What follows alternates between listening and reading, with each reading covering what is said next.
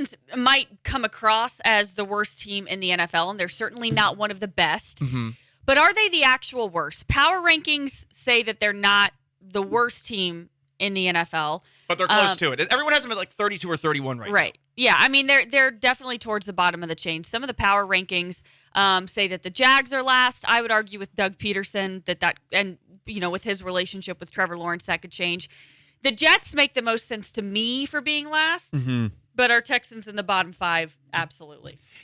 The Texans are one of the worst teams in the NFL, and so this becomes one of the things that I always found amusing when Vanessa was working at some of the other radio stations was to see the conversation and the bragging and the braying that certain sports radio shows would do with one another, like about, hey, my ratings, look at my ratings, because it was basically like a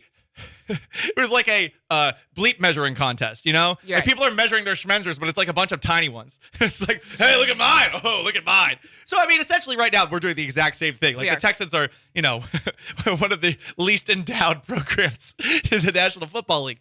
But they're not. What a comparison. Hey-o. They're not dead last. They are not dead last here, Vanessa. I just can't buy into that, especially when you look at the Carolina Panthers right now. They have no draft picks except for their first-round pick in this year's draft because they traded a bunch for Sam Darnold and they made other trades last year. Matt Rhule is their head coach. I can't believe that he actually survived last year. He got away with being able to fire his offensive coordinator and he got off scot-free. I think the Panthers are a worse situation. I think you can make the case for the Jets. They did finish the season playing decently, so I'm not 100% that the Jets are worse than the Houston Texans. But the Giants suck. Daniel Jones is terrible. And they're still going with him next year. Okay, they moved on. They go to a new head coach. Great. Let's see what happens with Brian Dable in charge. But there's not a lot of talent in New York. It's like Saquon Barkley and a bunch of other guys. So I know we're essentially saying, like, they're not the worst, guys. They're not the worst.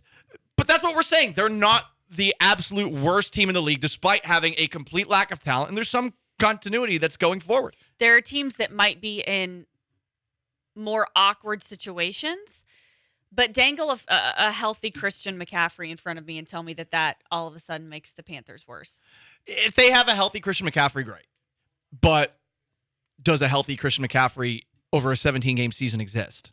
Based off the last couple seasons, I don't know about that. Detroit, too. Detroit's really bad. Like Detroit and the Jets, I think, are in a worse situation than the Texans, for sure. At least the Jets can say, for now, Zach Wilson, maybe. Like that's... Robert Saleh is really solid. Yeah, well, we'll see. I think you need a better quarterback than Zach Wilson if you're going to compete with the Buffalo Bills, though, for the next decade. But in the case of the Detroit Lions, like the Lions are on the same foot as you, the same footing as you.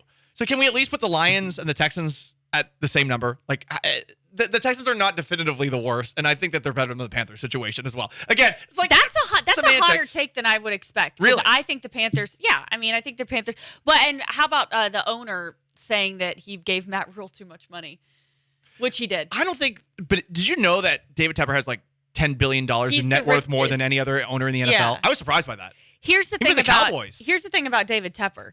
David Tepper really, that he really, really wants to win a Super Bowl because he does not need the NFL. Like, he does not need the NFL. Other NFL owners, this train keeps moving. The NFL makes money no matter what. So that's why a lot of NFL owners are in it. I'm sorry. They don't care a lot about football. They care about money. David Tepper does not need this. No. He is, like, good for life.